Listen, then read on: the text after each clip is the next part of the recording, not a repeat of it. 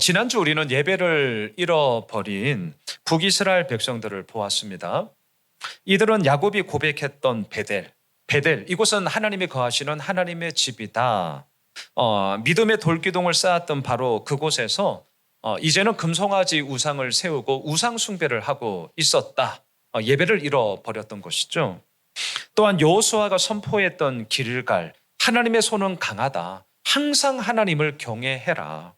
하나님을 향한 믿음의 기념비를 세웠던 바로 그 길갈에서 우리가 지난주 호세아를 보았죠. 9장에서 온갖 우상이 난무했던 우상 숭배의 근거지가 되었다.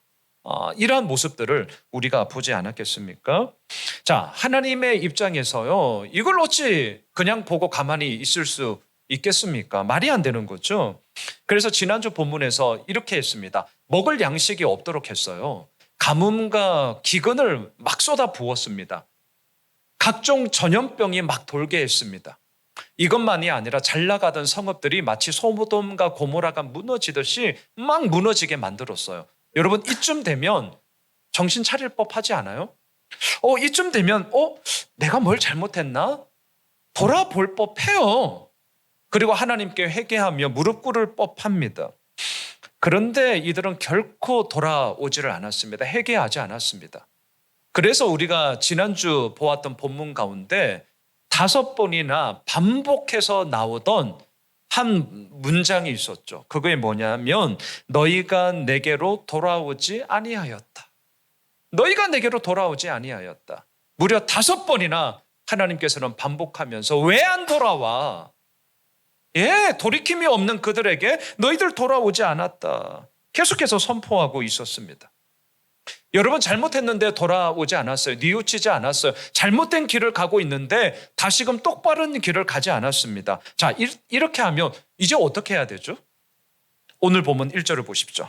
자, 자막에 있는데요. 1절을 보십시오. 같이 읽겠습니다. 시작. 이스라엘 족속아, 내가 너희에게 대하여 애가로 지은 이 말을 들으라. 자, 애가 장례식 때 부르는 장송곡입니다. 망하고 있습니다. 무너지고 있습니다. 죽어가고 있습니다. 그런데 이럴 때에 승리의 노래 부를 수 없죠. 평화의 노래 부를 수 없죠. 축가 말도 안 되죠. 죽어가고 있고 무너지고 있고 망하고 있으니 하나님께서 애가 슬픈 노래를 부를 수밖에 없었습니다. 자, 이 노래의 가사를 한번 보실까요? 계속해서 자막을 보십시오. 오늘 본문 2절, 3절입니다. 같이 읽습니다. 시작. 처녀 이스라엘이 엎드러졌으며 다시 일어나지 못하리로다. 자기 땅에 던지우며 일으킬 자 없으리로다. 주 여호와께서 이와 같이 말씀하시되 이스라엘 중에서 1000명이 행군에 나가던 성읍에는 100명만 남고 100명이 행군에 나가던 성읍에는 10명만 남으리라 하셨느니라. 슬픔을 노래하는 애가 슬픈 노래의 가사 다 봐요. 넘어졌어요. 엎드러졌어요. 그런데 일어나지를 못합니다.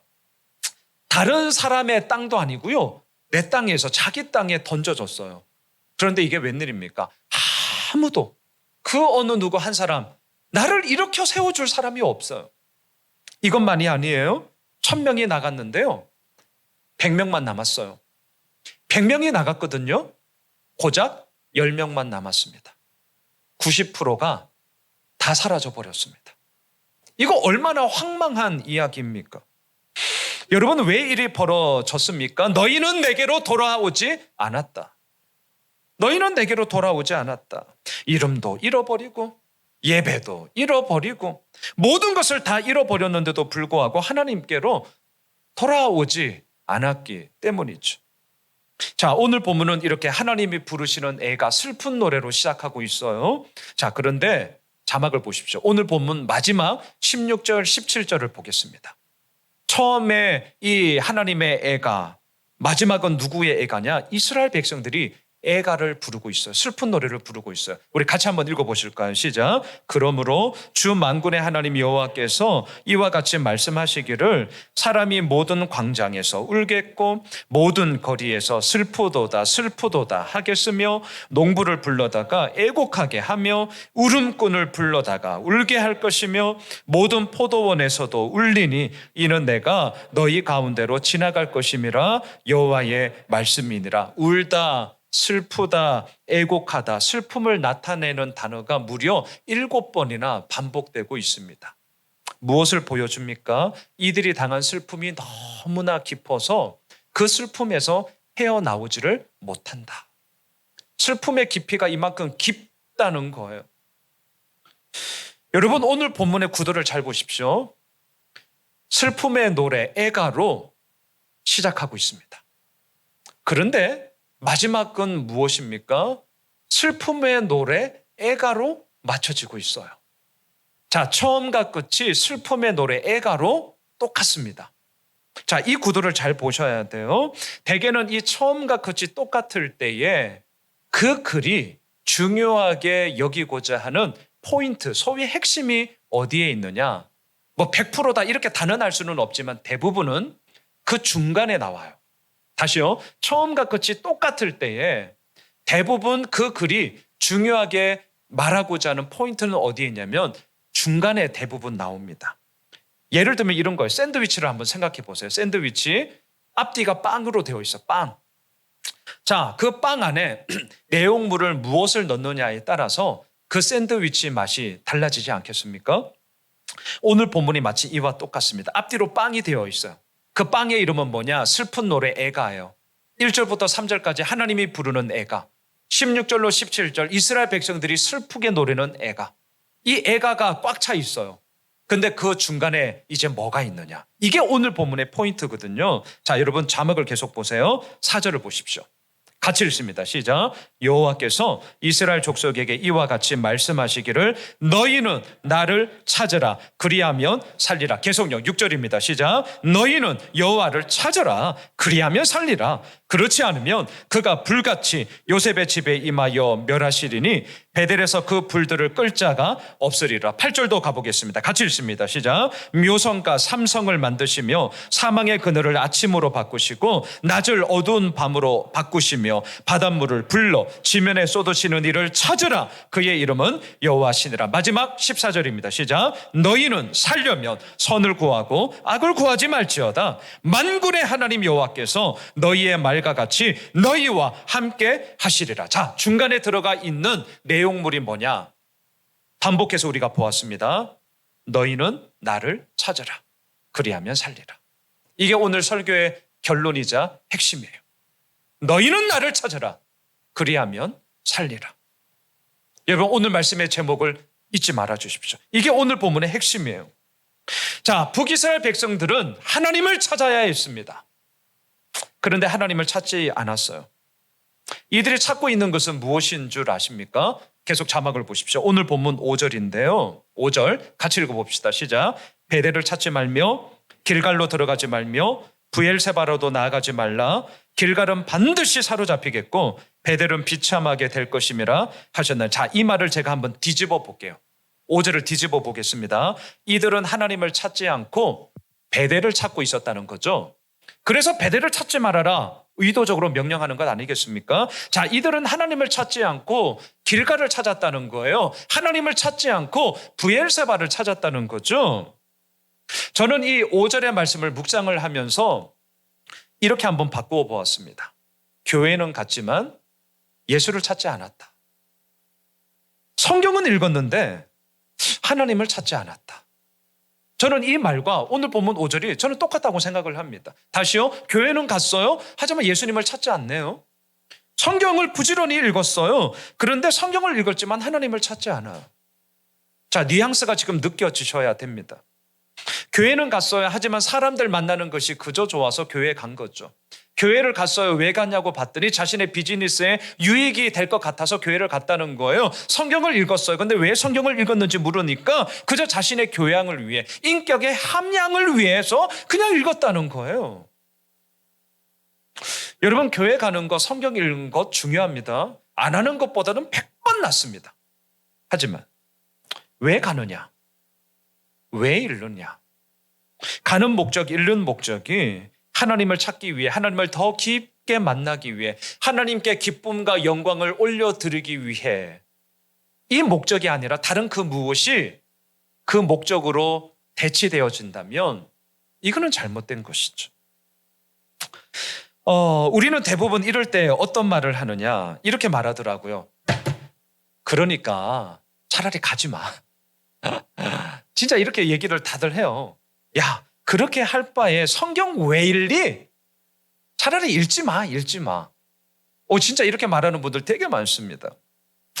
핀잔을 주면서 끊으라는 거죠. 단절을 시켜버립니다. 안 하는 게 낫다. 차라리 그럴 바에는 안 가는 게 낫다.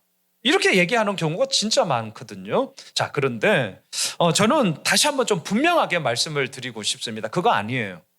그렇게 하시면 안 됩니다. 교회 가는 거 중요합니다. 성경 읽는 거 중요해요. 자, 그러면 어떻게 해야 될까? 자막을 보십시오.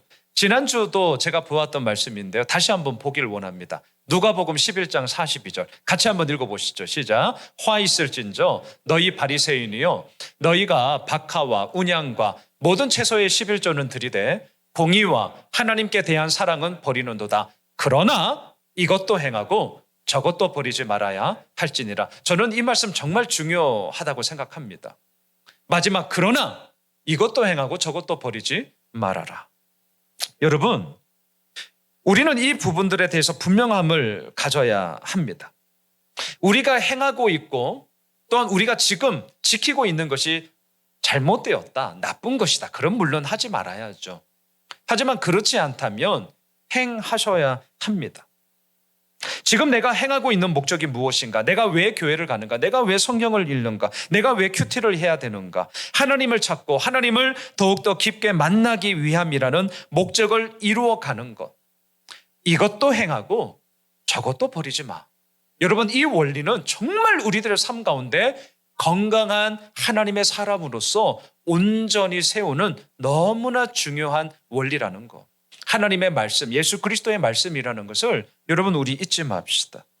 자, 그래서 저는 오늘 북이스라엘 백성들의 잘못을 지적하고 있는 5절의 말씀을 역설적으로 한번 뒤집어 보았으면 좋겠습니다.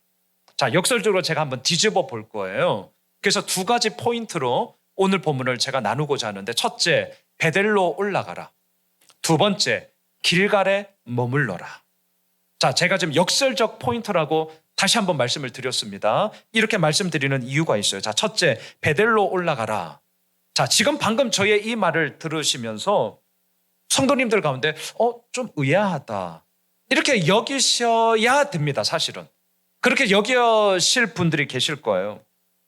왜냐하면 오늘 본문 5절에서 하나님은 분명하게 베델을 찾지 말아라, 베델은 비참하게 될 거야, 심판하고 계시거든요. 여러분, 우리는 알고 있습니다. 왜 베델을 찾지 말아라 라고 얘기합니까?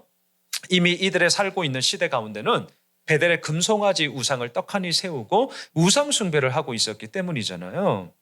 자, 그런데 왜 양 목사는 오늘 본문에서 베델로 올라가라라고 얘기를 하고 있는가? 자, 역설적으로 제가 한번 뒤집어서 지금 말씀을 드리는 건데요.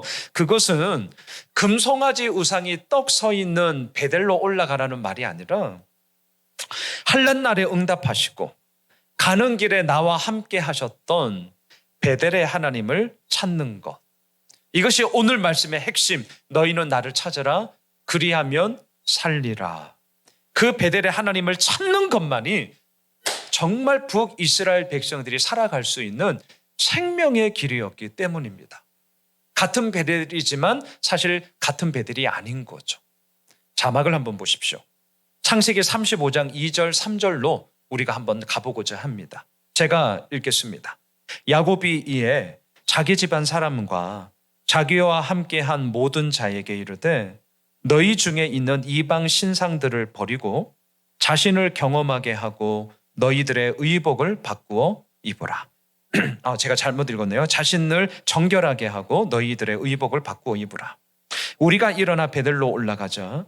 내 환난 날에 내게 응답하시며 내가 가는 길에서 나와 함께 하신 하나님께 내가 거기서 제단을 쌓으려 하노라 하매.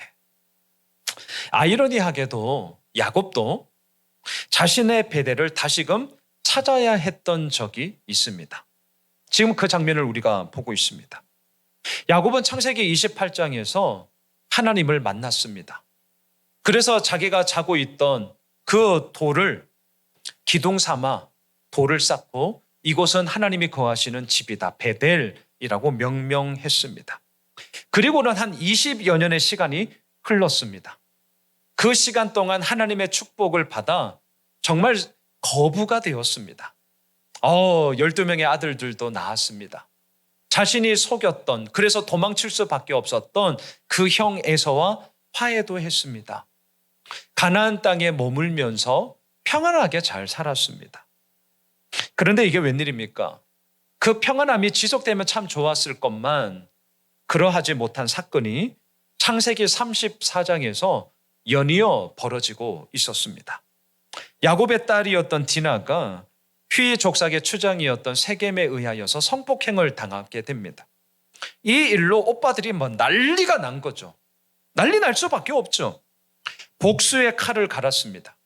그리고는 디나의 친오빠였던 시므온과 레위가 세겜이 살고 있던 성읍에 몰래 들어가 모든 남자들을 다 죽여버렸습니다. 복수의 칼날로 다 죽여버렸죠. 그들의 아내와 자녀들은 사로잡아 노예로 삼았습니다. 그리고 그들의 모든 재산은 다 노략질해서 가지고 왔습니다. 여러분, 아무리 잘못한 것에 대한 복수를 할지라도 이 정도면 이건 복수를 뛰어넘어 무자비한 살육이 되어져 버렸죠. 살육이 되었습니다. 자, 바로 이때 야곱이 어떻게 하느냐? 지금 우리가 방금 읽었던 35장 넘어가는 거죠. 우리가 베델로 올라가자. 우리가 베델로 올라가자. 20여 년의 시간이 흐르는 동안 야곱 역시 영적으로 흐트러져 있었습니다. 또한 집안 식구들에게 명령합니다. 자기 집안 사람과 자기와 함께한 모든 이에게 이르되 뭐라고 합니까? 너희 중에 있는 이방 신상들을 버리고 자신들을 정결하게 해라. 이 말을 뒤집어서 얘기하면 뭐가 되는 거죠? 이방 신상들을 자녀들이 갖고 있었다는 겁니다. 갖고 있었다는 건 뭡니까? 의지했다는 거죠. 의지했어요. 하나님만을 의지해야 되는데 시간이 흐르고 뭔가 살아가면서 변질되어져 이제는 이방 신상들도 의지하기 시작했다는 거죠. 주님만 사랑합니다. 이렇게 돼야 되는데 뭐예요? 주님도 사랑해요. 이거 정말 무서운 얘기입니다. 남들은 보면 주님을 사랑하니까 그럼 된 거 아니야? 근데 그 속내를 보니까 주님도 사랑하는 거예요. 와, 이거 얼마나 무서운 겁니까?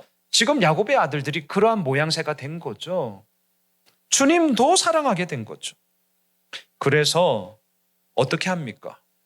있어서는 안 될 불행한 일들의 연속 앞에 야곱은 다시 한번 믿음의 결단을 하게 되는 거죠. 그게 뭐냐고요? 베델로 올라가자.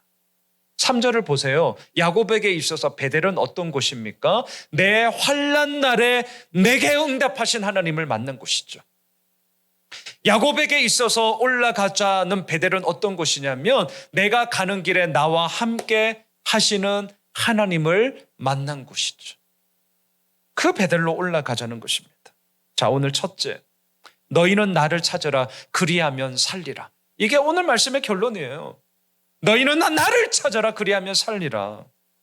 북이스라엘 백성들이 찾았던 베델은 금송아지 우상이 떡하니 서 있던 곳이었습니다. 하지만 야곱이 찾았던 베델은요, 환난 날에 내게 응답하신 하나님, 나와 함께 하시는 하나님을 경험한 곳이었습니다. 그 하나님을 야곱이 다시 한번 찾고 있어요. 그러자 어떻게 된 줄 아세요? 살아났어요. 자막을 보십시오. 창세기 35장 10절 11절인데요. 우리 같이 한번 읽어봅시다. 시작. 하나님이 그에게 이르시되 내 이름이 야곱이지만은 내 이름을 다시는 야곱이라 부르지 않겠고 이스라엘이 내 이름이 되리라 하시고 그가 그의 이름을 이스라엘이라 부르시고 하나님이 그에게 이르시되 나는 전능한 하나님이라 생육하며 번성하라 한 백성과 백성들의 총회가 내게서 나오고 왕들이 내 허리에서 나오리라. 오늘 첫째 잊지 마십시오. 너희는 나를 찾아라. 그리하면 살리라. 이건 진짜예요. 진짜. 야곱은 그 하나님을 찾았습니다. 그 하나님을 찾는 그 순간 그리하면 살리라. 놀라운 생명의 역사가 너의 이름을 이스라엘이라 너로부터 생육하며 번성하라 한 백성과 백성의 총회가 나오게 될 것이다. 그 생명의 역사가 이루어지는 것을 우리는 보는 것이죠. 두 번째, 길갈에 머물러라. 자, 이 말 역시 오늘 본문의 상황과 빗대어 본다면 역설적인 말입니다. 왜냐하면 오늘 본문 5절에서 하나님은 길갈로 들어가지 말라고 하셨거든요. 길갈은 사로잡힐 것이라고 말씀하셨거든요. 심판했기 때문이에요. 자, 그런데 왜 저는 길갈로 들어가라, 길갈에 머물러라, 제가 왜 이렇게 얘기하느냐? 그것은 우상이 난무하던 길갈이 아니라 전쟁 가운데서도 할례를 행하고 또한 그 할례를 행했던 이스라엘 백성들을 지켜주신 하나님을 이스라엘 백성들이 경험했던 바로 그곳이었기 때문입니다. 길갈의 하나님을 찾아야만 그리하면 살리라, 생명의 길을 북이스라엘 백성들이 맛볼 수 있었기 때문이에요. 자, 자막을 보시죠. 여호수아 5장으로 우리 한번 가보도록 하겠습니다. 1절과 2절의 말씀인데요. 우리 같이 읽겠습니다. 시작. 요단 서쪽의 아모리 사람의 모든 왕들과 해변의 가나안 사람의 모든 왕들이 여호와께서 요단물을 이스라엘 자손들 앞에서 말리시고 우리를 건너게 하셨음을 듣고 마음이 녹았고 이스라엘 자손들 때문에 정신을 잃었더라. 그때에 여호와께서 여호수아에게 이르시되 너는 부싯돌로 칼을 만들어 이스라엘 자손들에게 다시 할례를 행하라 하시매. 그때는 언제입니까? 하나님의 능력으로 요단강을 마치 마른 길 건너가듯 건넜을 때죠. 그때는 언제입니까? 가나안 땅의 모든 왕들이 막 마음이 높고 이스라엘 자손들 때문에 정신을 잃었던 바로 그때죠. 그때는 언제입니까? 이제 가나안 족속들과의 전쟁이 치러질 텐데 이 정도면 빨리 공격해서 승기를 잡을 수 있는 바로 그때죠. 예, 그때예요. 그런데 이게 웬일이죠? 바로 그때 하나님께서 명령하시는 것을 보세요. 다시금 할례를 행하라. 와, 여러분, 이 명령이 납득이 참 되기 어렵습니다. 왜냐하면 이때는요, 전쟁에서 승리를 할 수 있는 바로 그때거든요. 정신을 잃었죠. 왕들이 마음이 쫄려서 마음이 녹았죠. 벌벌벌 떨고 있어요. 전쟁은요, 이 기싸움에서 꺾고 시작하는 게 반은 먹고 들어가는 거 아니겠어요? 누구나 다 아는 사실 아닙니까? 그런데 바로 그때에 할례를 행하라는요. 할례를 행하면 최소한 일주일은 꼼짝 못 하잖아요. 게다가 오늘 제가 다 읽지는 않았지만 여호수아 5장 뒷부분에 보시면 만일의 상황에 대해서 그렇다면 순차적으로 할례를 행할 수도 있는데 하나님은 그렇게 명령하지 않아요. 뭐라고 말하면 다 할례 행해. 한꺼번에. 여러분, 만에 하나라도 할례를 행하고 아파하고 있는 그 기간에 가나안 족속들이 공격해 들어오면 속수무책입니다. 힘 한번 못 써보고 당할 수밖에 없어요. 그런데도 하나님은 명령하고 있죠. 다시 할례를 행해라. 자, 여러분, 하나님이 이렇게 명령하시는 이유가 무엇입니까?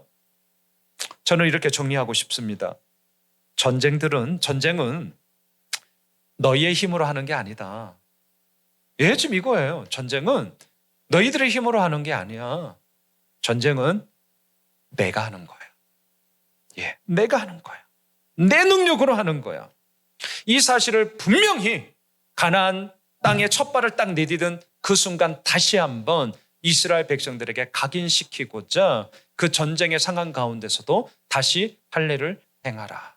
순차적으로도 하지 말고 한꺼번에 다 해. 내가 지켜줄 거야. 이것을 온몸으로 경험하게 되는 그 시간을 통하여 다시 한번 이스라엘 백성들은 그 길갈의 하나님으로 말미암아 살게 되는 그 능력, 그 은혜를 맛보게 되는 것이죠. 여호수아가 머물렀던 길갈은 하나님을 전적으로 신뢰했고요.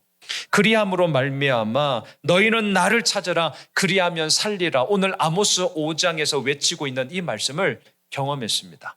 계속 자막을 한번 보세요. 여호수아 5장 8절 9절입니다. 같이 한번 읽어보시죠. 시작. 또 그 모든 백성에게 할례 행하기를 마침에 백성이 진중 각 처소에 머물며 낫기를 기다릴 때에 여호와께서 여호수아에게 이르시되 내가 오늘 애굽의 수치를 너희에게서 떠나가게 하였다 하셨으므로 그곳 이름을 오늘까지 길갈이라 하느니라. 아멘. 이 길갈의 하나님을 북이스라엘 백성들은 찾아야 했습니다. 말씀을 정리하겠습니다. 거리두기 4단계가 2주간 더 연장이 되었습니다. 정말 모두가 힘들고 어려운 때를 진짜 보내고 있습니다. 게다가 연일 무더운 날씨는 우리를 더더욱 지치고요. 참 무기력하게 만들기도 합니다. 바로 이러할 때에 물론 저는 아모스 강의를 통해서 순차적으로 본문을 쭉 묵상하고 있지만 오늘 말씀은 분명해요. 주제는 너희는 나를 찾아라 그리하면 살리라. 자, 이 말씀이 그저 허울 좋은 성경의 말씀이니까 이게 아니라 정말 힘겹고 어려운 때를 살아가고 있는 우리들에게 진짜다. 주님 이겁니다. 저 정말 붙잡으며 오늘 말씀을 준비했습니다. 저 설교를 준비하면서 이렇게 기도했어요. 하나님, 너희는 나를 찾아라 그리하면 살리라. 너무나 단순하지만 그렇기에 너무나도 분명하고 너무나도 선명한 이 사실을 우리 예수 호미실의 모든 가족들이 찾기를 원합니다. 그리고 그리하면 살리라. 모든 것이 살아나는 생명의 역사를 우리 가운데, 이 땅 가운데, 세계 열방 가운데 허락하여 주시옵소서. 여러분, 오늘 본문 잊지 맙시다. 너희는 나를 찾아라 그리하면 살리라.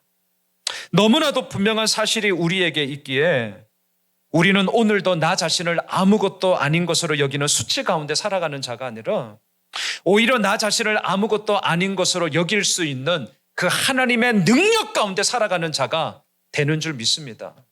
너희는 나를 찾아라 그리하면 살리라. 이 분명한 사실이 우리 가운데 있기 때문에 우리는 나의 힘으로 아무것도 할 수 없다는 무기력에 빠지는 자가 아니라 나의 힘으로 아무것도 할 수 없다는 참된 진실의 능력에 사로잡혀 그러하기에 주님만이 나의 힘입니다를 고백하는 자로 살아가는 자가 되는 줄 믿습니다.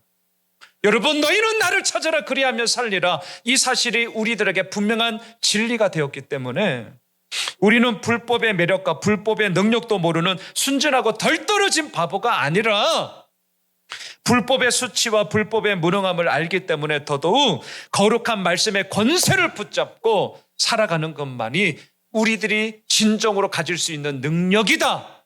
이 사실에 대한 분명함을 가지고 나아가는 자가 되는 줄 믿습니다. 사랑하는 예수 오메실 가족 여러분, 너희는 나를 찾아라 그리하면 살리라. 오늘 이 말씀 붙잡고 우리 나아갑시다. 여전히 우리의 상황은 녹록지 않을 것입니다. 하지만 나아갑시다. 아무런 걱정이 없기 때문이 아니에요. 그저 잘 될 겁니다. 저 장밋빛 희망 던지고 보고 싶지 않습니다. 저 그런 의미 아닙니다. 너희는 나를 찾아라 그리하면 살리라.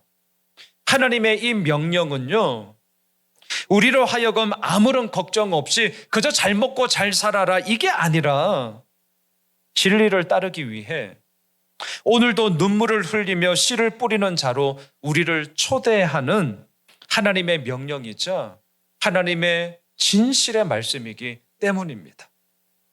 여러분, 이 아모스 말씀으로 끝내지 맙시다. 참 무덥고 힘들고 코로나로 도대체 언제 끝날 것인가 보이지도 않는 이 시간들 속에 오늘 이 외쳐지는 하나님의 말씀, 너희는 나를 찾아라 그리하면 살리라. 그 하나님으로 말미암아 우리들에게 허락하여 주신 그 생명의 기쁨을 마음껏 함께 누리며 결국 이 승리의 노래를 우리는 부르게 될 것입니다. 비록 오늘 본문은 애가로 마쳐지지만 애가가 아닌 축가로 승리의 노래로 그 하나님의 능력을 마음껏 노래하게 되는 우리 모두가 되시길 주님의 이름으로 축원합니다.